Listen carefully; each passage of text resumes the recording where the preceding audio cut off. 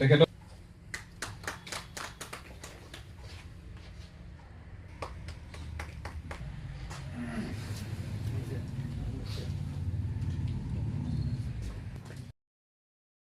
কপাৰেট বিষয়া যোগাযোগ বিভাগৰ শ্ৰদ্ধাৰ জয়শ্ৰী শইকীয়া বাইদেউ তেখেতক মই মঞ্চলৈ আহি আসন গ্ৰহণ কৰিবৰ বাবে অনুৰোধ জনাইছোঁ। আৰু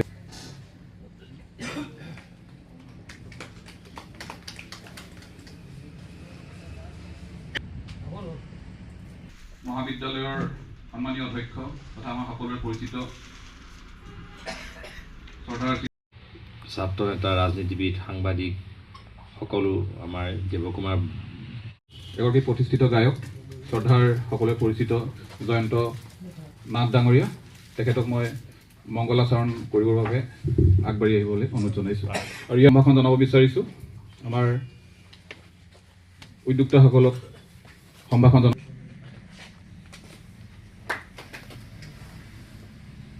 সেৱা জনাইছোঁ আৰু মোক মংগলাচৰণৰ আজি অনুষ্ঠানভাগ আৰম্ভ কৰি তুণ্ডা মহাকায় সূৰ্যকোটি সমপ্ৰভ নিৰ্বিঘ্নম কুৰু মে যশো সৰ্বদা ॐ त्र्यम्बकं यजामहे सुगन्धिं पुष्टिवर्धनम् उर्वारुकमिव बन्धनान् मृत्युमुक्षेम्यमृतात् सर्वे भवन्तु सुखिनः कच्चित् दुःखभग भवेत्। ॐ शान्ति ॐ शान्ति ॐ शान्ति। আজি আমি আজু যোৰহাট জিলা সমিতি আৰু সাংবাদিক কল্যাণ নিধিৰ উদ্যোগত অনুষ্ঠিত আমাৰ চতুৰ্থ বাৰ্ষিক প্ৰতিষ্ঠা দিৱস তথা দেৱ কুমাৰ বৰা সোঁৱৰণী মিডিয়া ফেলোশ্বিপ প্ৰদান অনুষ্ঠানত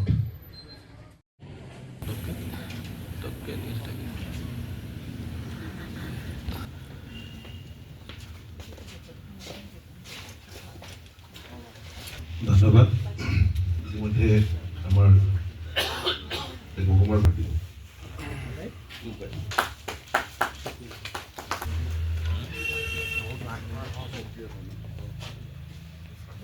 কৰিব সাংবাদিক কল্যাণ নিধিৰ সম্পাদক শ্ৰীযুত নৱজ্যোতি বৰুৱাই। চতুৰ্থ বাৰ্ষিক প্ৰতিষ্ঠা দিৱসৰ উপক্ষণত ইয়াত সমবেত বিশিষ্ট অতিথি শ্ৰদ্ধাৰ জয়শ্ৰী বাইদেউ, যোৰহাটৰ অতিৰিক্ত আয়ুক্ত গগৈ ডাঙৰীয়া আৰু মোৰ সন্মুখত বহি থকা জ্যেষ্ঠ নাগৰিক আৰু ছাত্ৰ ছাত্ৰীসকল, পদক সাংবাদিক সন্থা অসম অঞ্চল সাংবাদিক সন্থা চমুকৈ আজুৰ কেইটা বছৰ পূৰ্বে যোৰহাটৰ ঐতিহাসিক গ্ৰহণ কৰিছিলোঁ। জন্ম লগ্নৰে পৰা আজুৰ যোৰহাট জিলা সমিতিয়ে উৎকৰ্ষ সাধনৰ বাবে আমি বিভিন্ন পদক্ষেপ গ্ৰহণ কৰি আহিছোঁ। যোৰহাট জিলা সাংবাদিক সন্থা আজুৱে আমি জিলাখনৰ বিভিন্ন প্ৰান্তৰ বাতৰি কাকতৰ ভিতৰত আমি যিসকলক হকাৰ বুলি কওঁ সেই হকাৰসকলক সম্বৰ্ধনা জ্ঞাপন কৰি আহিছোঁ। তদুপৰি আমি এটা সাংবাদিক কল্যাণ নিধি যোৱা 4টা বছৰ পূৰ্বে আমি গঠন কৰিছোঁ। যোৰহাটৰ যিসকল সাংবাদিকৰ বিপদকালীন অৱস্থা তেওঁলোকক আগবঢ়াই আহিছোঁ। আৰু ইয়াৰ পাছত আমি 2টা বছৰ পূৰ্বে আমাৰ সকলোৰে পৰিচিত দৈনিক জনভূমি কাকতৰ প্ৰয়াত সম্পাদক তথা এসময়ৰ অসম চৰকাৰৰ পৰিয়ালবৰ্গৰ সহযোগত, বিশেষকৈ তেখেতৰ সহধৰ্মিনী বৰ্ণালী শইকীয়া বাইদেউৰ সহযোগত আমি দেৱ বৰা সোঁৱৰণী এক মিডিয়া ফেলোশ্বিপ প্ৰৱৰ্তন কৰিবলৈ আগবাঢ়োঁ। সাংবাদিকসকলৰ যাতে শৈক্ষিক এটা সাংবাদিকসকলৰ মাজত শৈক্ষিক পৰিৱেশ আমি গঠন কৰিব পাৰোঁ। তেওঁলোকে সাংবাদিকসকলে পঢ়া শুনা নকৰে বুলি সদায় এটা বদনাম থাকে, সেই বদনামৰ যাতে আমি হাত সাৰিব পাৰোঁ তাৰ বাবে আমি সাংবাদিকসকলক গৱেষণা কৰিবৰ বাবে মিডিয়া ফেলো প্ৰৱৰ্তন কৰোঁ আৰু বিগত বৰ্ষত মৰলৈ আগবঢ়াইছোঁ আৰু এই ফেলোশ্বিপ প্ৰদানৰ বাবে আৰু ইয়াৰ পিছত আমাৰ আছে আদৰণি ভাষণ দেৱ বৰা ডাঙৰীয়া আমাৰ ছাত্ৰকালৰ সমসাময়িক আছিল। গতিকে আপোনালোকে দেৱ বৰা সম্পৰ্কত সকলোখিনি জানিলেও মই দুটামান কথা অৱগত কৰিব বিচাৰিছোঁ। হাইস্কুল শিক্ষান্ত অন্ত কৰি বৰা ডাঙৰীয়া যেতিয়া ৭৩ চনত CKB কলেজত নামভৰ্তি কৰিছিল, তেতিয়াই ছাত্ৰ নেতা হিচাপে তেখেতৰ যি যাত্ৰা আৰম্ভ হৈছিল, সেয়ে সুদূৰ পৰাশীৰ দিনত তেখেত এগৰাকী ৰাজ্যখনৰ প্ৰতিষ্ঠিত নেতৃত্বধাৰী ব্যক্তিলৈ তেখেত উত্তৰণ ঘটিছিল। দেৱ বৰাৰ বিষয়ে থোৰতে কৈ শেষ কৰিব পৰা নাযায়।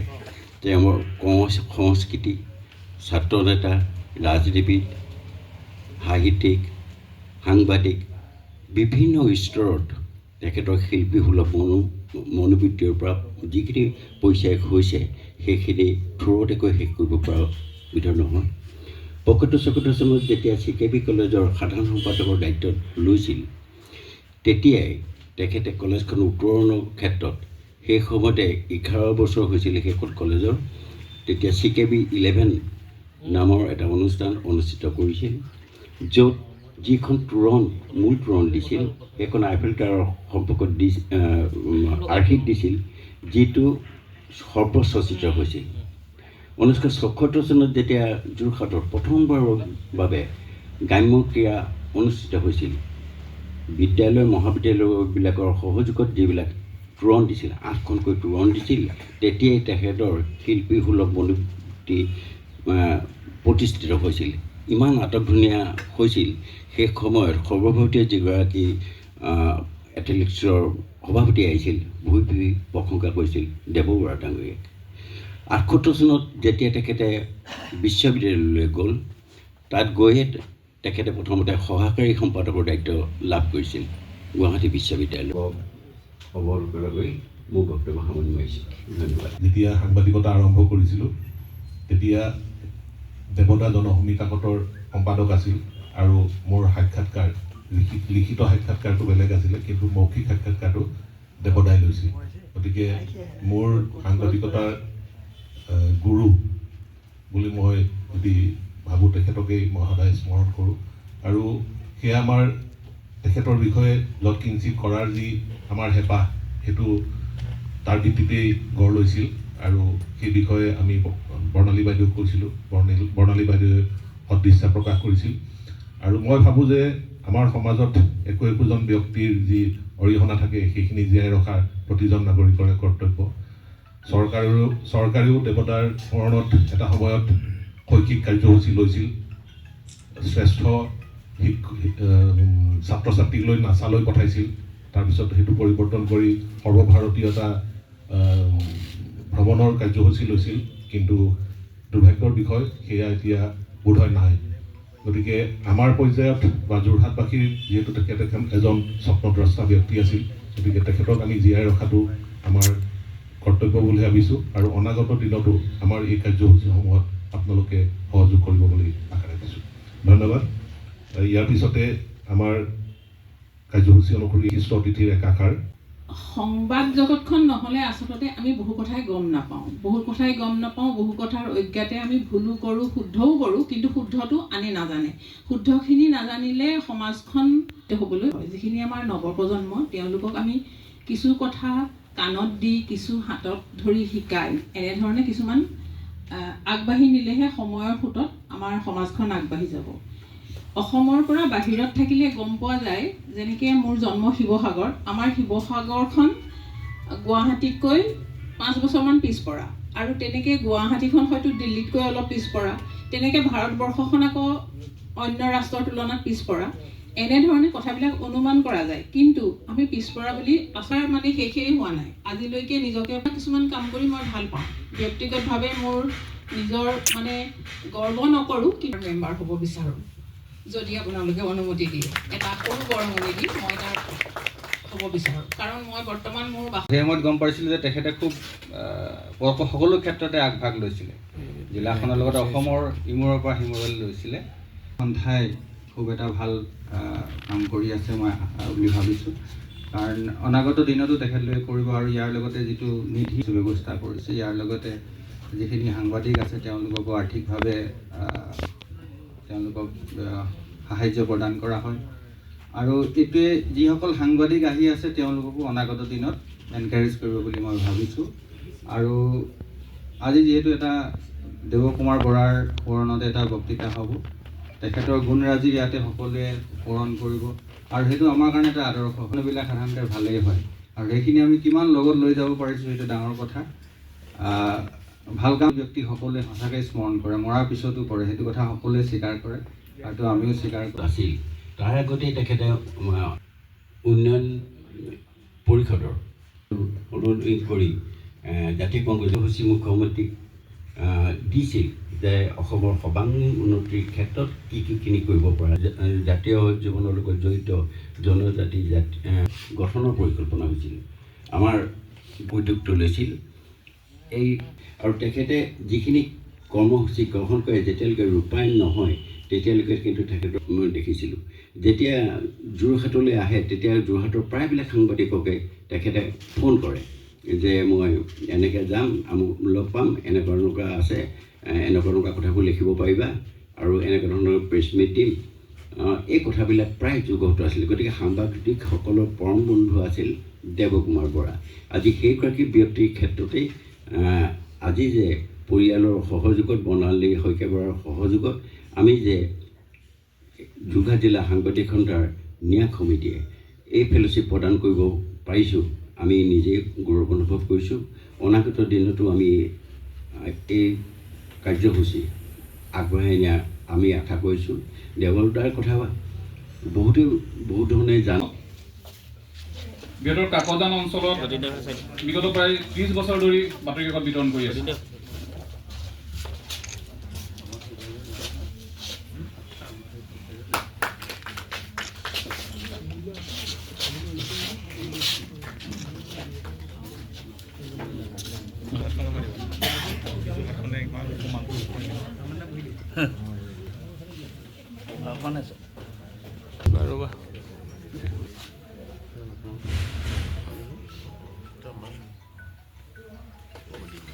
অকণমান বেগ হৈ দিয়ক, অকণ 1 মিনিট ৰৈ দিয়ক, ষ্টিল ফটো এটা ৰাখিলোঁ।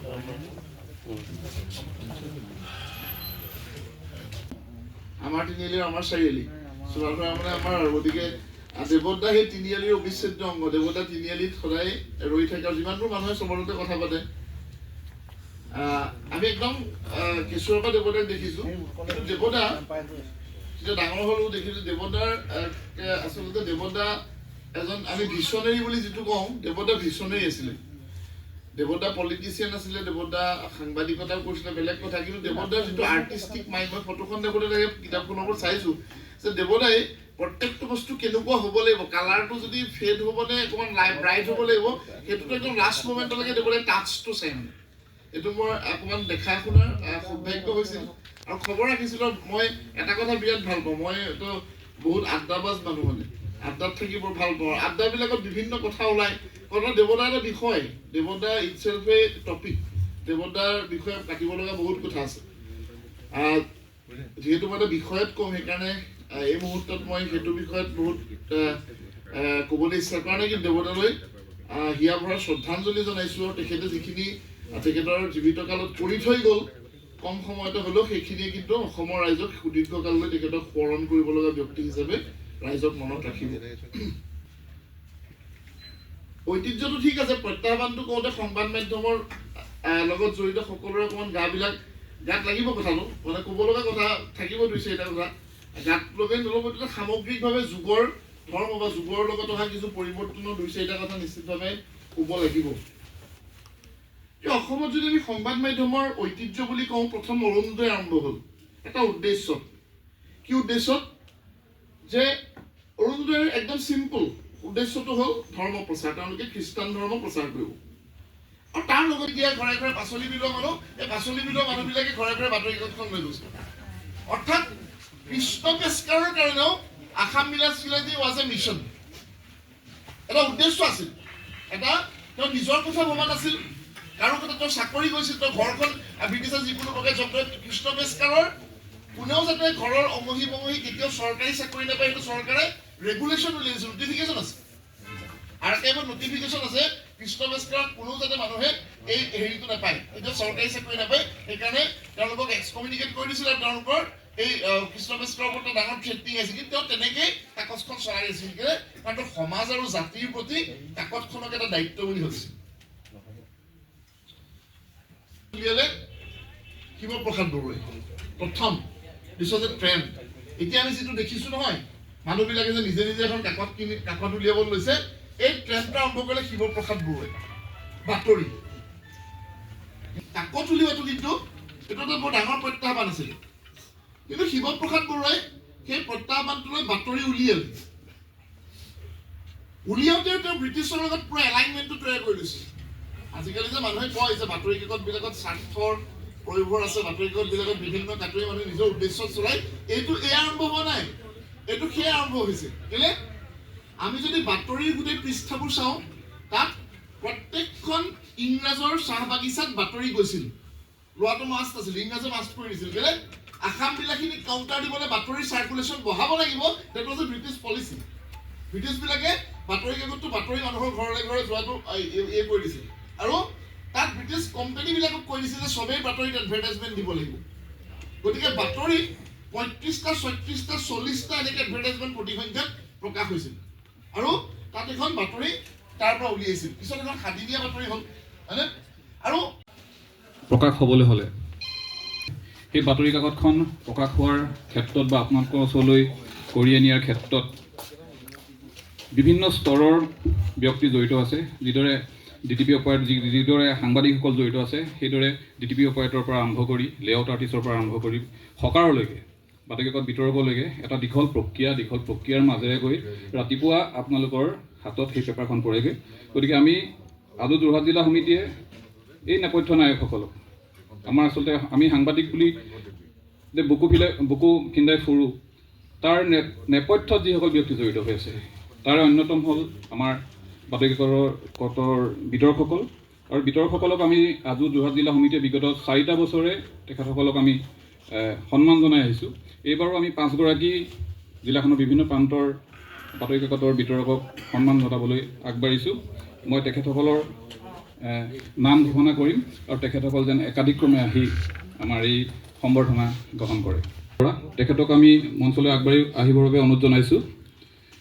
তেখেতে মই যেতিয়া সাংবাদিকতা আৰম্ভ কৰিছিলোঁ 1994 চনত, ঠিক তেতিয়াৰ পৰাই তেখেতে টিয়কৰ মদৈজান অঞ্চলত মদৈজান ভৰুলোৱা গাঁও টিয়ক, স্থান যোৰহাট বিজ্ঞান আৰু তাৰকাগৃহ প্ৰেক্ষাগৃহ, দিনাংক 30/1/2025 শ্ৰদ্ধাভাজনেকো আন্তৰিক প্ৰীতি সম্ভাষণ গ্ৰহণ কৰিব। সদৌ প্ৰতিষ্ঠা দিৱসৰ শুভক্ষণত আপোনাৰ দৰে সংবাদ জগতৰ এগৰাকী নেপথ্য যোদ্ধাক সম্বৰ্ধনা জনাবলৈ পাই আমি গৌৰৱান্বিত হৈছোঁ। সেই সুহৃদয় প্ৰবল প্ৰত্যাহ্বান, কঠোৰ জীৱন সংগ্ৰাম আৰু সীমাবদ্ধতাকো নেওচি আপুনি বিগত কেইবা বছৰো ধৰি প্ৰতিদিনেই পুৱাই দৈনিক বাতৰি কাকতখন পাঠক সমাজৰ হাতত তুলি দি এক বৌদ্ধিক সেৱাত নিজকে আত্মনিয়োগ কৰি আহিছে। এনে বৰ্ণিল গৌৰৱময় যাত্ৰাৰ কৰ্মৰাজিয়ে আপোনাৰ জীৱনৰ লগতে সমাজ জীৱনকো নিশ্চিতভাৱে প্ৰদান কৰিছে এক অনন্য মাত্ৰা। বিন্দুৰ পৰা সিন্ধুলৈ কৰা এনে যাত্ৰাৰ জৰিয়তে আপুনি সমাজৰ বাবেও নিৰ্ণয় কৰিছে গৰিয়সী পথ আৰু পাথেয়। আপোনাক স্বাগতম জনাইছোঁ। আপোনাৰ এই অবিৰত যাত্ৰা অব্যাহত থাকক। আপোন কৰ্মদীপ্ত হৈ গাওক মহাজীৱনৰ জয়গান।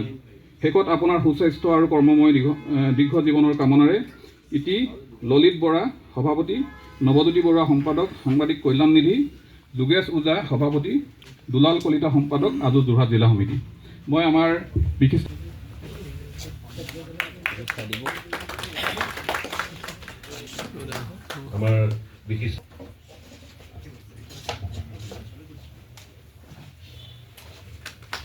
আৰু আমাৰ মাজত উপস্থিত থকা প্ৰশাসনিক বিষয়া ইয়াৰ পাছত খেলি গৈছে।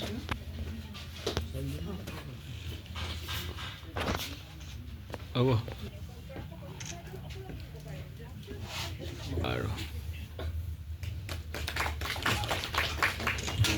প্ৰদীপ চক্ৰৱৰ্তী মৰিয়নি তেখেতক আগবাঢ়ি আহিবৰ বাবে অনুৰোধ জনাইছোঁ। প্ৰদীপ চক্ৰৱৰ্তী কৰি আছে।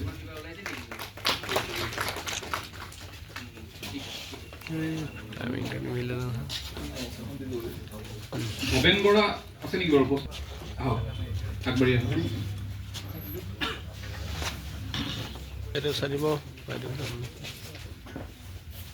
চন্দননগৰ অঞ্চলত বিগত প্ৰায় 25 বছৰ ধৰি বিভিন্ন বাতৰি কাকতৰ আলোচনী বিতৰণ কৰি আহিছে।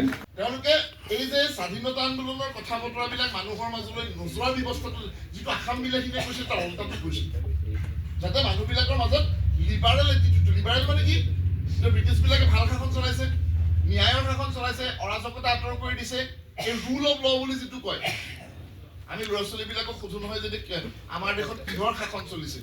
ল'ৰা ছোৱালীটো বহুত কথা, বহুত ডাঙৰ মানুহে নাজানে, মানুহে বিজেপি শাসন চলিছে, কংগ্ৰেছৰ শাসন চলিছে। নাই, যদি সোধে যে আমাৰ দেশত কিহৰ শাসন চলিছে, উত্তৰটো হ'ল আইনৰ শাসন চলে দেশত, ৰুল অফ ল। কোনোবাই তাৰ জৰিয়তে শাসন কৰিছে, দেটছ এ কি পেপাৰ, সেইটো বেলেগ কথা। কিন্তু আমাৰ চিধা যদি প্ৰশ্ন যদি ল'ৰা ছোৱালীক সুধিব লাগে যে আমাৰ দেশত কিহৰ শাসন চলে, ৰুল অফ ল, আইনৰ শাসন চলে। তো এই আইনৰ শাসন চলিছে কথাটো বাতৰিয়ে প্ৰকাশ কৰিছে। পিছত যে দৈনিক বাতৰি হ'ল, পিছত দৈনিক বাতৰি হ'ল, আৰু এওঁলোকে এই মানে কিছুদিনৰ পিছত বাতৰি নাইকিয়া হৈ গ'ল। কিন্তু ভেৰি ইণ্টাৰেষ্টিং, বৰ এটা আচৰিত কথা আপোনালোকক কওঁ, মইতো দেশে বিদেশে প্ৰায়বিলাক আৰ্কাইভত গৈছোঁ, আৰু আৰ্কাইভবিলাকত একদম চান মাৰি শেষ কৰি দিছোঁ যে বাতৰিবিলাক বিচাৰি, কাকতবিলাক বিচাৰি। আপোনালোকে বাতৰি, দৈনিক বাতৰি ক'তো নেপায়, নাই কাকতবিলাক। আসামবিলাসী পাব, বাঁহী পাব, তাতকৈ বহুত আগতে ওলোৱা, বাঁহী তাতকৈ বহুত আগতে আছে, আবাহন পাব, আসামবিলাসী পাব, অৰুণোদয় পাব, কিন্তু দৈনিক বাতৰি নাপায়। কিয় নাপায়? দৈনিক বাতৰিৰ লগত মানুহৰ এটাচমেণ্ট নাছিল, মানুহে অসমীয়া মানুহে প্ৰিজাৰ্ভেই নকৰিলে, প্ৰিজাৰ্ভেশ্যন নহ'লে। কওঁ, কোৱাটো মই স্পষ্টকৈ কৈ দিওঁ, কেলে যে যোনে মহাত্মাৰ পৰা ৰূপ কোঁৱৰলৈ পঢ়া নাই নহয়, অসমত সাংবাদিকতা কৰিবলৈ অকণমান দিগদাৰ। সেই সময়ত সাংবাদিকতা হিষ্ট্ৰীটোৱে নাজানে, অসমত সাংবাদিকতা কেনেকৈ আৰম্ভ হৈছিল, কেনেকৈ চলিছিল। অসমত সাংবাদিকসকলে মহাত্মাৰ পৰা ৰূপ কোঁৱৰলৈ, অসমত সংবাদ জগতত যদি কওঁ, যে অসমৰ সংবাদ জগতত যদি প্ৰবাদ প্ৰতিম বুলি কওঁ, 1 নম্বৰতে কাৰ নাম ল'ব লাগিব? লক্ষীনাথ ফুকন। লক্ষীনাথ ফুকনে কি কৰিছিল, কি নাই কৰা সেইটো কওক সংবাদৰ কাৰণে। তেওঁ বিং এ কোৱালিফাইড একো কাম কৰা নাই জীৱন। তেওঁ ক'ত ক'ত চাকৰি কৰিছে আপোনাক কওঁনে? অমৃত বজাৰ পত্ৰিকা, হেৰল্ড, ফৰৱাৰ্ড, কলিকতাৰ চবতকৈ যিবিলাক বিখ্যাত কাকত আছিল সেইবিলাকত তেওঁ কৰিছিল। তেওঁ শিৱপ্ৰসাদ বৰুৱাৰ বাতৰিটো কৰিছিল। পিছত অসমত যিখন চবতকৈ ছাকচেছফুল নিউজ পেপাৰ বুলি ক'ব পাৰোঁ, সফল বাতৰি কাকত আছিল টাইমছ অফ আছাম। মানে ৰূপালী সেইদিনতে সোণালী জয়ন্তী পাতিছিল। টাইমছ অফ আছামতকৈ সফল কাকত নাছিলে। টাইমছ অফ আছামৰ এডিটৰ আছিলে লক্ষীনাথ ফুকন। আৰু লক্ষীনাথ ফুকনে এই প্ৰত্যেকজন মানুহক লগ পাইছে। অসমৰ সংবাদ জগতত যিবিলাক মানে কাকতবিলাক উলিয়াইছিল, এই প্ৰত্যেকৰ লগত কাম কৰাৰ তেওঁ অভিজ্ঞতা আছে। আৰু মহাত্মাৰ পৰা ৰূপ কোঁৱৰে তাত তেওঁ গোটেই বস্তুটো কৈছে, লিখিছে। এই প্ৰত্যেকজন মানুহৰ কেৰেক্টাৰিষ্টিক কি, চন্দ্ৰকুমাৰ আগৰৱালাৰ কেৰেক্টাৰিষ্টিক কি, ধ্যানচন্দ্ৰ গোস্বামীৰ কেৰেক্টাৰিষ্টিক কি, শিৱপ্ৰসাদ বৰুৱাৰ কেৰেক্টাৰিষ্টিক কি, এই গোটেই কথাবিলাকতো এনালাইচিছ কৰিছে। আৰু আমি এই লক্ষীনাথ ফুকনৰ জীৱনত যদি আমি দেখোঁ যে সাংবাদিকতা বুলি ক'লে কেনেকুৱা হ'ব লাগে, এই লক্ষীনাথ ফুকনে বেলেগ একো কৰা নাই। আজিকালিতো বহুত সাংবাদিক থাকে। মই কোনোবা এজন সাংবাদিকক মানে আগতেতো চাকৰি কৰা মানুহবিলাকো কৰিছিলে, বিচাৰ মানে তেওঁ মানে এজন সাংবাদিকক আমাৰ প্ৰয়াত এজন মন্ত্ৰী অসমৰ শিৱসাগৰত চিনাকি কৰি দিছিলে। সেই সাংবাদিকজন এনেকুৱা এটা প্ৰফেশ্যন নাই যিটো প্ৰফেশ্যনত তেওঁ নাই, কিন্তু ডাঙৰ সাংবাদিক। আৰু বাকী চব প্ৰফেশ্যনটো আছে, একদম ব্যৱসায়ৰ চবতকৈ মুধা ব্যৱসায়বিলাকতো আছে, হয় না? গতিকে কিন্তু সেইটো যদি সাংবাদিকতাত আমি যদি কওঁ যে অসমত সাংবাদিকতাৰ ঐতিহ্য, অসমত কিন্তু সাংবাদিকতাৰ ঐতিহ্য সেইটো নাছিল। অম্বিকাগিৰিয়ে কি বুলি কৈছিল ডেকা অসম উলিওৱাৰ এক মুহূৰ্তত, যে বাতৰি কাকত এখন নহ'লে কিন্তু মই আৰু জীয়াই নাথাকিম।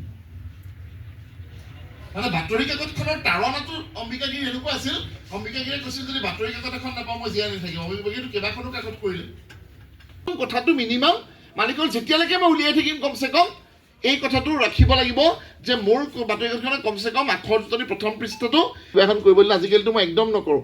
মই ৭৫খনমান সেই কথাটোতো কমচে কম চাব লাগিব যিসকলে লিখে। আৰু এই আখৰ জোঁটনিৰ কথাটো এই মানে মানুহবিলাকে অকণমান আমাৰ যিবিলাকে লিখে কেনেকে লিখিব বাৰু, কেনেকে সম্ভৱ হ'ব? কেলে বাতৰি এটা লিখোঁতে বেকগ্ৰাউণ্ড লাগে। বহুত বাতৰি সংবাদ মই নাম কৈ দিলোঁ, বহুত মুধা মই খোজোঁ, বহুত বয়সত মোতকৈ ডাঙৰ মানুহেও সোধে যে এই কথাটো ইয়াত ক'ৰ পৰা আহিলে। এতিয়া যোৰহাটৰে কিবা এটা নিউজ এটা কৰিবলৈ কিবা এটা হ'লে সোধে কথা যে এইটো ক'ৰ পৰা আহিলে, এইটো কেনেকে হ'ল, ইয়াৰ আগৰখিনি কি আছিলে। তো বেকগ্ৰাউণ্ডটো মিনিমাম মই জানিব লাগিব যে এই টাউনটো, এই ৰাস্তাখন, এই কিবা এটা কৰিব লৈছে, ষ্টেডিয়াম বেয়া হৈছে, ষ্টেডিয়াম ভাঙি গ'ল। ষ্টেডিয়ামখন কেনেকৈ হৈছিলে, কোনে কৰিছিলে, কি পৰিস্থিতিত কৰিছিলে?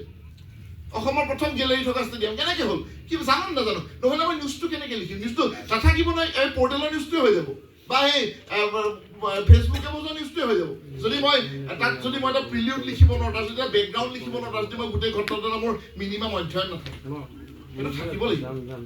আৰু সেইকাৰণে সংবাদ ক্ষেত্ৰখনত কোন শ্ৰদ্ধেয় ব্যক্তি, কোনে এটা ষ্টেণ্ড ৰাখি কিছুমান কথা কম্প্ৰমাইজ আমাৰো কৰিব লগা থাকে, আমাৰ প্ৰফেশ্যনবিলাকতো নিশ্চিতভাৱে। মই সদায় সেইকাৰণে মই এতিয়া যিমান ফেল' কলিগছ আছে চবকে এটা কথা কওঁ, I am leader among the equals. মই প্ৰিন্সিপাল মানে মই বাকীবিলাকৰ মাজত লিডাৰহে। এনি টাইম আপোনালোকৰ সকলোৰে ৰাইট আছে যে মই কৰা ভুলটোক এনি টাইম কৈ দিব, একদম আউটৰাইট কৈ দিব, এবাৰো নাভাবিব মনত, একদম ইমিডিয়েট কৈ দিব। কেলে পচিবল হ'ব পাৰে, নিশ্চিতভাৱে হ'ব পাৰে। আৰু এই আমাৰ যিবিলাক এই যে সাংবাদিকৰ চৰ্চাটো, মানে এই যে প্ৰেছ ক্লাব আছিলে, এতিয়া এই জাৰ্ণালিষ্ট এছ'চিয়েশ্যন আছে, এইবিলাকৰ উদ্যোগত মানে নিজাৰ ভিতৰত এই বিষয়বিলাকৰ অলপ চৰ্চা, মানে পঢ়িব লগা কথা, কিছু আলোচনা বিলোচনাৰ কিছু প্ৰয়োজন সময়ে সময়ে থাকে, মানে মাজে মাজে কৰিব লাগে। এই কোনবিলাক বিষয়ে আমি আলোচনা বিষয়ে কোনবিলাক আমি বিষয়ত কিছু কথা পাতিব লগা থাকে বা পতা উচিত। আৰু মই আশা কৰিম যে জাৰ্ণালিষ্ট এছ'চিয়েশ্যনে যিটো কাম কৰি আছে, এই যে এই কিবা কিবি দি আছে, বঁটা দি আছে, এইবিলাক বিষয়টো অকণমান চিন্তা চৰ্চা কৰিব লাগে। পঢ়িব লগা বস্তু বহুত আছে। অসমত ভালেকেইখন প্ৰামাণ্য গ্ৰন্থ হৈ গ'ল, মানে যিবিলাকৰ আপুনি মই যেতিয়া কৈছোঁ মহাত্মাৰ পৰা ৰূপ কোঁৱৰলৈ, প্ৰসন্ন কুমাৰ ফুকনৰ কিতাপখন এখন দলিল নাইকিয়া হৈ গৈছিলে। এবাৰ মই দেৰগাঁও সাহিত্য সভাক ধন্যবাদ জনাইছোঁ যে 100 বৰ্ষত অসমৰ ইতিহাসৰ 150 বছৰ জয়ন্তী উলিওৱা কিতাপখনে প্ৰসন্ন ফুকনৰ কিতাপখনৰ আধাও নহয়, পাত্তাই নাপায়। চিম্পুল কথা। প্ৰসন্ন ফুকনে যিটো কাম কৰি থৈ গৈছে নহয়, এইটো এটা মনুমেণ্টেল। এইটো মই কৈছোঁ, এইটো ডাঙৰ স্মৃতি সৌধ। তাৰমানে এনেকুৱা এখন কাকত নাই যিখন 4 দিন 10 দিনৰ কাৰণে ওলাইছে, যাক প্ৰসন্ন কুমাৰ ফুকনে লিষ্টিং কৰিব পৰা নাই। আচৰিত কথা। প্ৰত্যেকখন কাকত তেখেতে লিষ্টিং কৰি উলিয়াইছে। আৰু মই যেতিয়া ৰেফাৰেঞ্চ টানো, যেতিয়া মই ব্ৰিটিছ মিউজিয়ামৰ ডকুমেণ্ট চাইছোঁ, যেতিয়া মই কলিকতা নেশ্যনেল লাইব্ৰেৰী মিউজিয়াম চাইছোঁ, যেতিয়া নেহৰু মিউজিয়াম লাইব্ৰেৰী ৰেফাৰেঞ্চ চাইছোঁ, সেইটো অসমত ক'তো আনকি অসম মানে তৰুণ গগৈ ডাঙৰীয়াই যেতিয়া মুখ্যমন্ত্ৰী আছিলে, মোক এখন ৱাইল্ড কাৰ্ড দিছিলে, মানে মই প্ৰত্যেক অসমৰ মিউজিয়ামত সোমাব পাৰোঁ, প্ৰত্যেক আৰ্কাইভত সোমাব পাৰোঁ। অসম বিধানসভাতো এটা ৰেফাৰেঞ্চ নাই, যিটো নেহৰু ব্ৰিটিছ মিউজিয়াম বা ব্ৰিটিছ মিউজিয়ামতো খুবেই ভাল ৰেফাৰেঞ্চিয়েল চিষ্টেম। সেইটো ক'ত পাইছোঁ? প্ৰসন্ন কুমাৰ ফুকনৰ কিতাপত। সাংবাদিকসকলে কেতিয়াবা চাইছেন নাই? নিশ্চিতভাৱে আলোচনা হ'ব লাগিব, কৰিব লাগিব। কেলৈ মই কৈছোঁ, লক্ষীনাথ ফুকনে যিখিনি আৰ্টিকল লিখিছে, বিং এডিটৰ, ভাবিব তাৰ যিটো ষ্টেণ্ডাৰ্ড, তাৰ যিটো আপুনি মানদণ্ড, সেই কথাখিনি আজিৰ দিনত এখন উন্নত সাহিত্য, মানে সাহিত্যিক যোনে সাংবাদিকতাৰ লগত জড়িত, কিন্তু লক্ষীনাথ ফুকন সাংবাদিক থাকি যিবিলাক প্ৰবন্ধ লিখিছিলে, সেইবিলাকৰ মানদণ্ড অতি অতি অতি উন্নত, তাৰমানে অতি খুব ভাল। গতিকে আমি এতিয়া প্ৰত্যাহ্বান কিছু নিশ্চিতভাৱে আহিছে আমাৰ মাজলৈ, আৰু এই প্ৰত্যাহ্বানবোৰ আপুনি ৰাজনৈতিক ক্ষেত্ৰত, আপুনি এই যে ৰাজনৈতিক নেতাবিলাকে যে আপুনি পেপাৰবিলাক কিনিছে, এইটো কি প্ৰথম বুলি ভাবিছে? এইটো প্ৰথম নেকি? ইণ্ডিয়ান নেশ্যনেল কংগ্ৰেছৰ কোনজন লিডাৰৰ কাগজ নাছিল আপুনি মোক কৈ দিয়ক। 1885 পৰা প্ৰত্যেকজন লিডাৰৰ কাগজ মই লিষ্ট কৰি দিম, একদম লিখি দিম, মোক সুধি দিয়ক, মই এফালে মানে লিষ্ট কৰি দিম। প্ৰত্যেকজন মানুহৰ নিজৰ কাগজ আছিল, চবেই কাগজ উলিয়াইছে। এইবিলাক আজিৰ দিনত হোৱা নাই। মানুহে যদি ভাবিছে আজি আমুকে কাকত কিনি ল'লে, তামুকে কাকত কিনি ল'লে, নিজৰ কথাবিলাকে চপাই, এইটো এতিয়াৰ কথা নহয়। এইটো 100 years বেক, 150 বছৰ আগতে অসমত এইটো পৰম্পৰা আৰম্ভ হৈ গ'ল। চব ৰাজনৈতিক নেতাৰ নিজৰ নিজৰ কাগজ আছিলে, চবৰে আছিল। আপুনি সুৰেন্দ্ৰনাথ বেনাৰ্জী কওক, আমি এই চবেই কওঁ, ৰাজা ৰামমোহন ৰায়ৰ পৰা আৰম্ভ হৈছে পৰম্পৰা, ৰাজা ৰামমোহন ৰায়ৰ কথা কওক। আপুনি প্ৰত্যেকে নিজৰ নিজৰ পেপাৰ, এখন গান্ধীজীৰ নিজৰ পেপাৰ আছিলে, চবৰে নিজৰ পেপাৰ আছিলে। চবেই নিজৰ ভিউটো দিবৰ কাৰণে, নিজৰ দৃষ্টিভংগীটো ৰাখিবৰ কাৰণে পেপাৰ উলিয়াইছিলে, সেইটো একো ডাঙৰ কথা নহয়। কিন্তু তেওঁলোকে অকণমান এটা ভূমিকা পালন কৰিব, এটা অকণমান বিষয়টো অকণমান থাকিব। আৰু চৰকাৰীভাৱেও নিশ্চিতভাৱে যেনেকৈ আজি চৰকাৰ বিৰোধী কথা এটা কোনোবা পাৰ্টিকুলাৰ মানুহৰ এগেইনষ্টত কথা এটা ওলালে যেনেকৈ মানুহজনক ইমিডিয়েটলি আবদ্ধ কৰি দিব পাৰে, এনেকৈ এইটো চৰকাৰৰ ক্ষেত্ৰত এটা দায়বদ্ধতা থাকে যে সামাজিক বাতাবৰণ নষ্ট কৰিব পৰা, সমাজত নিগেটিভিটি আনিব পৰা ধৰণৰ কথাবিলাক স্প্ৰেড কৰা মানুহৰ বিৰুদ্ধে আচলতে নিশ্চিতভাৱে দণ্ডৰ ব্যৱস্থা থাকিব লাগে। যে নিগেটিভিটি বিয়পা মানুহবিলাক যিবিলাক ঋণাত্মকতা সমাজত বিয়পায় বা যিবিলাক মানুহে এই যে কিছুমান মিছা ভুৱা বাতৰি উলিয়াই কিছুমানে মানে সংবাদ মাধ্যমত নকৰিব লগা কাম কৰে, এইবিলাক মানুহৰ বিৰুদ্ধেও আচলতে নীতি হোৱা উচিত। সেইটো আপুনি ফিয়াৰতে হওক মানে ইউটিউবতে হওক এই কথাটো কিন্তু অকণমান এটা লেকাম থকা নিশ্চিতভাৱে উচিত। আৰু সেই ক্ষেত্ৰত সেই ষ্টেণ্ডটো মেইনটেইন কৰিছে। টাইমছ অফ আছামৰ এডিটৰ আছিলে, চিটিজনৰ এডিটৰ আছিলে, ইষ্টাৰ্ণ হেল্থৰ এডিটৰ আছিলে। এই বসম্বত মিত্ৰই আমাৰ চাংকাকতি তেখেতে যেতিয়া টাইমছ অফ আছাম প্ৰথম কৰিলে তেখেতে বসম্বত মিত্ৰ তাত যেতিয়া যিটো সময়ত এডিটৰ হ'ল গা খুব বেয়া হৈ গ'ল। গা খুব বেয়া হৈ যোৱাৰ ফলত এই দুয়োজন মানুহ মানে বসম্বত মিত্ৰ আৰু লক্ষীনাথ ফুকন মোটামুটি সমান পজিশ্যনত কাকতখন চলাবলৈ পালে। CF এণ্ড্ৰুজ সেইটো সময়ত অসমত কানি কমিশ্যনৰ চেয়াৰমেন হৈ আহিছিল। যিখিনি কথা লক্ষীনাথ ফুকনে কানি কমিশ্যনৰ আগত ক'লে, কানিৰ বিৰোধী মানে কানি অসমত অপিয়াম উঠাব লাগে নালাগে, কানি উঠাব লাগে নালাগে, সেই সময়ত যিখিনি কথা লক্ষীনাথ ফুকনে ক'লে যে কানিয়ে কেনেকৈ অসমখন নষ্ট কৰি দিছে, সেই কথাখিনি কিন্তু বসম্বত মিত্ৰই বিৰোধিতা কৰিলে। কৰাৰ পিছত CF এণ্ড্ৰুজে যেতিয়া অসমলৈ আহিলে কলিকতাৰ পৰা, তেতিয়া তেওঁ 6টা আৰ্টিকল অসমখনক কেনেকৈ কানিয়ে হানি কৰিছে সেইটোৰ ওপৰত 6টা আৰ্টিকল তেওঁ লিখি পেলাই লক্ষীনাথ ফুকনক দিলে। আৰু লক্ষীনাথ ফুকনৰ চাকৰি গ'ল, কিন্তু 6টা আৰ্টিকল ছপাই উলিয়ালে টাইমছ অফ আছামত। 6টা আৰ্টিকল তেওঁ ছপাই দিলে এগেইনষ্ট অপিয়াম, এই কানিৰ বিৰুদ্ধে। আৰু টাইমছ অফ আছাম লাহে লাহে লাহে লাহে জাতীয়তাবাদী ষ্টেণ্ডটো লওঁতে ব্ৰিটিছবিলাকৰ সকলো সহায় সহযোগিতাৰ পৰা বঞ্চিত হ'ল, সকলো এডভাৰটাইজমেণ্টৰ পৰা বঞ্চিত হ'ল। আৰু যেতিয়া আচলতে টাইমছ অফ আছামৰ সমাধিটোতেই আছাম ট্ৰিবিউনৰ গছজোপা গজিছে, মানে ফুলপাহ ফুলিছে। টাইমছ অফ আছামৰ যিটো সমাধি, মানে য'ত টাইমছ অফ আছাম মৰিছে তাতেই আছাম ট্ৰিবিউন গজিছে।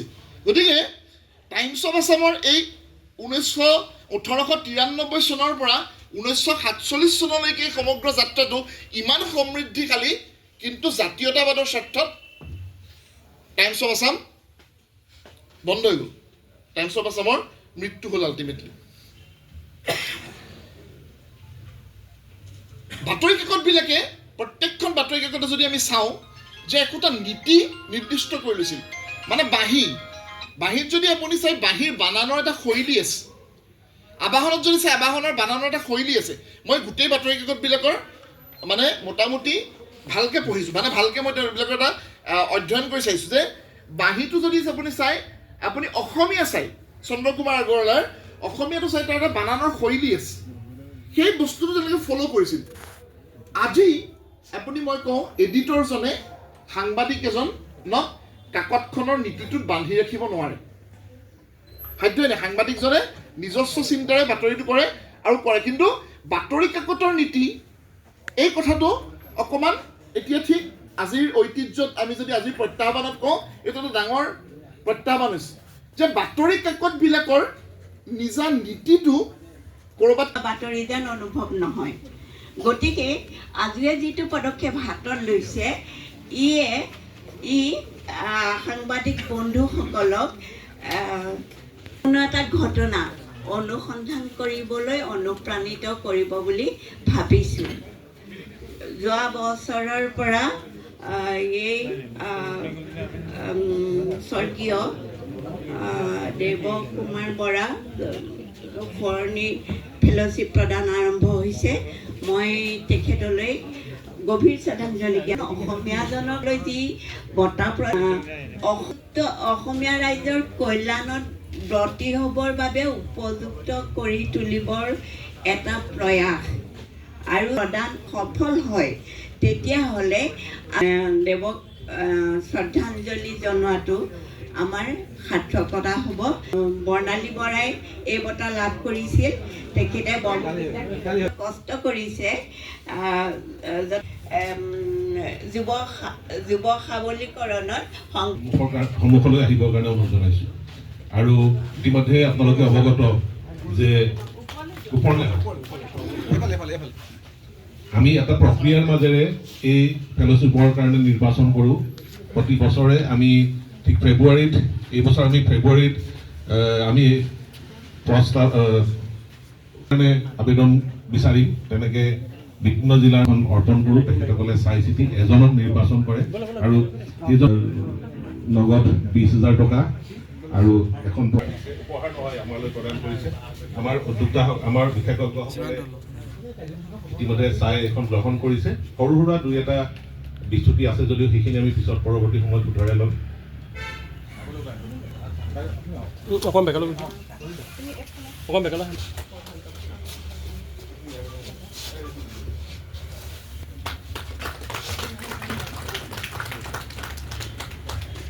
এতিয়া জয়শ্ৰী বাইদেৱে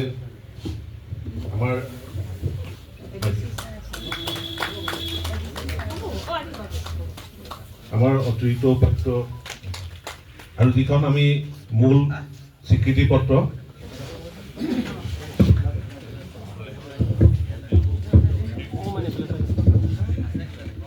লাইটে পোহৰটো বঢ়াই দিয়ে নাবাহে ইয়ালৈ মুখ্যদীপ্ত প্ৰতিজন ব্যক্তিলৈ মোৰ শ্ৰদ্ধা আৰু সেৱা নিবেদন কৰিছোঁ। এই কথা নকলেও হ'ব যে আজি এই ক্ষণটো মোৰ বাবে জীৱনৰ সৰ্বোত্তম ক্ষণ। যিহেতু জীৱনত মই যি কাম কৰি গৈছোঁ সেই কামৰ বাবে এই অধ্যয়নে মোক সহায় কৰিব আৰু তাৰ বাবে মই দেৱকুমাৰ বৰা সোঁৱৰণী ফেলোশ্বিপৰ যিসকল জড়িত ব্যক্তি তেওঁলোকক ধন্যবাদ জ্ঞাপন কৰিছোঁ। লগতে সদৌ অসম সাংবাদিক সন্থাৰ যোৰহাট জিলা সমিতিৰ বিষয়ববীয়াসকলক ধন্যবাদ জ্ঞাপন কৰিছোঁ। আৰু এই কামে অনাগত দিনত যিসকল সাংবাদিকে সমাজৰ বাবে কাম কৰি গৈছে তেওঁলোকৰ আগবাঢ়ি যোৱাৰ ক্ষেত্ৰত সহায় কৰিব। ইয়াকে ক'লো মই ইমানতে আহ্বান কৰিছোঁ। আগলৈও আমাৰ গৱেষক সাংবাদিকসকলক এই ধৰণে সহায় কৰি যাবলৈ পালে সুখী হ'ম। আৰু এই মঞ্চৰ পৰাই আমি ঘোষণা কৰিব বিচাৰিছোঁ যে আৰু সাংবাদিকসকলে যেন এই ক্ষেত্ৰত সহযোগিতা আগবঢ়ায়। আমি অসম সাংবাদিক সন্থা যোৰহাট জিলা সমিতিৰ উদ্যোগত আৰু সাংবাদিক কল্যাণ সমিতিৰ ৪ৰ্থ বাৰ্ষিক প্ৰতিষ্ঠা দিৱসত উপস্থিত সকলো ৰাইজক মই ধন্যবাদ জ্ঞাপন কৰিছোঁ। আজি এই অনুষ্ঠানত মই কিছু পলমকৈ উপস্থিত হ'লোঁ। তাৰপিছতো উপস্থিত হোৱাৰ পিছত যিখিনি কথা শুনিলোঁ খুব ভাল লাগিল। আৰু মই এইখিনিতে ইয়াত উপস্থিত থকা মোৰ জ্যেষ্ঠ ব্যক্তিসকলক মই অকণ মৰম যাচিব বিচাৰিছোঁ। বৰ্ণালী বাইদেউ আহিব অলপ ইয়ালৈ।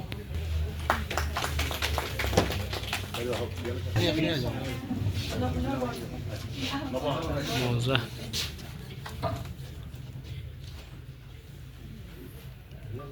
অলিত দা অকণ চাপি দিয়ক, ফটোটো অহা নাই। অঁ হৈছে।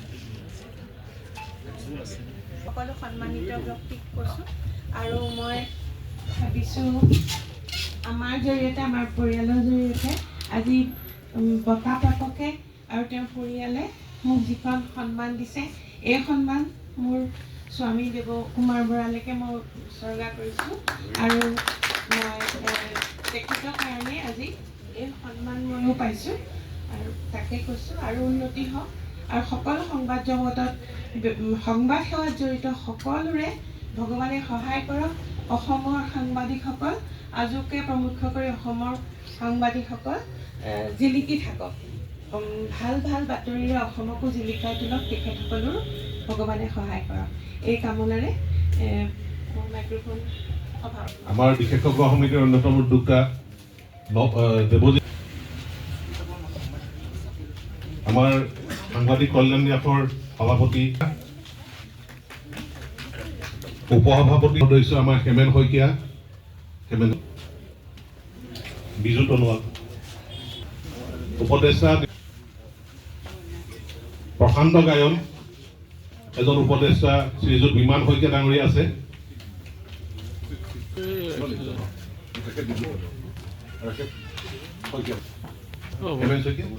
আমাৰ দেৱক ধন্যবাদ। এইবাৰ অনিবাৰ্য কাৰণবশতঃ সেয়া সম্ভৱ হৈ নুঠিল, তথাপিতো এই অনুষ্ঠানত আপোনালোকে যিধৰণে আমাক সহায় সহযোগিতা আগবঢ়ালে সেয়া আমাৰ কাৰণে যথেষ্ট উৎসাহৰ কাৰণ হৈ পৰিছে। আমি সাংগঠনিক দিশত লাগি থকাৰ অভিজ্ঞতা মুঠেই নাই, সংবাদ সেৱাৰ লগত দীৰ্ঘকাল জড়িত হোৱাৰ অভিজ্ঞতাৰে যিকণ শিকিছোঁ তাৰ পৰাই এইখন সভা আহ্বান কৰিলোঁ। সভাপতিত্ব কৰি সভা পৰিচালনা কৰাৰো অভিজ্ঞতা সীমিত, তথাপিতো যিকণ কৰিলোঁ নিশ্চয় ভুল ত্ৰুটিৰ মাজেৰে আপোনালোকে দেখিলে আৰু অনাগত আৰু সেয়া যদি কিবা ভুল ৰৈ গৈছে মাৰ্জনা কৰিবৰ কাৰণে অনুৰোধ জনালোঁ। Happy birthday to Debojit. Happy birthday to you. Ay, boya. মজা।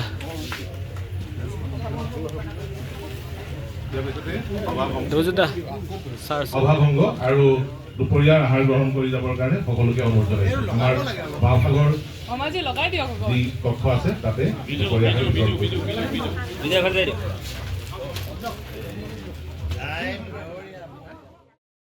সাংবাদিক সন্থা যোৰহাট জিলা সমিতি আৰু সাংবাদিক কল্যাণ নিধি ৪ৰ্থ বাৰ্ষিক প্ৰতিষ্ঠা দিৱস উপলক্ষে আজি যোৰহাট প্লেনেটেৰিয়ামত এক মুকলি সভা অনুষ্ঠিত হয়। এই মুকলি সভাতে আমি 5জনকৈ জিলাখনৰ জ্যেষ্ঠ হকাৰক, বাতৰি কাকতৰ বিতৰকক সম্বৰ্ধনা জনোৱাৰ লগতে আমি দ্বিতীয় বছৰৰ কাৰণে দেৱকুমাৰ বৰা সোঁৱৰণী মিডিয়া ফেলোশ্বিপ প্ৰদান কৰা হয়।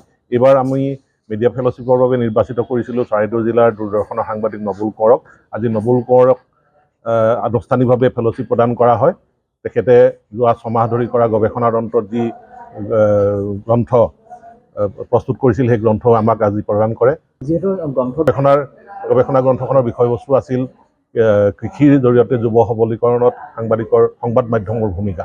এই বিষয়ত তেখেতে অবিভক্ত শিৱসাগৰ জিলাক সীমা হিচাপে লৈ তেখেতে গৱেষণা কৰিছিলে আৰু সেই গৱেষণা পত্ৰখন আমাৰ 3জনীয়া এখন বিশেষজ্ঞ সমিতি আছিলে, তেওঁলোকৰ লগত তেখেতসকলৰ তত্বাৱধানত ইয়াক কৰা হৈছিল আৰু এক সুন্দৰ গৱেষণা পত্ৰ আমাক উপহাৰ দিছে আৰু অনাগত দিনত এই গৱেষণা গ্ৰন্থখনে এই বিষয়ত অধ্যয়ন কৰাৰ কাৰণে আগ্ৰহীসকলে নিশ্চয় উপকৃত হ'ব বুলি আমি আশা ৰাখিছোঁ। উত্তোলন হয়, তাৰপিছতে স্মৃতি তৰ্পণ অনুষ্ঠান অনুষ্ঠিত হয়, তাৰপিছতে মুকলি সভাৰ অনুষ্ঠানত আমাৰ সাম্প্ৰতিক সংবাদ মাধ্যমৰ প্ৰতি অহা ভাবুকি আৰু সংবাদ মাধ্যমৰ ঐতিহ্য সম্পৰ্কত যোৰহাট মহাবিদ্যালয়ৰ অধ্যক্ষ শ্ৰীযুত ডক্টৰ সৌমিত্ৰ পূজাৰীদেৱে বক্তব্য ৰাখে আৰু সেইকেইটাই আগৰ যিকেইটা আমি কাৰ্যসূচী ক'লোঁ সেইকেইটা কাৰ্যসূচীৰে সুন্দৰকৈ আমাৰ অনুষ্ঠানটো সম্পন্ন হৈ যায়।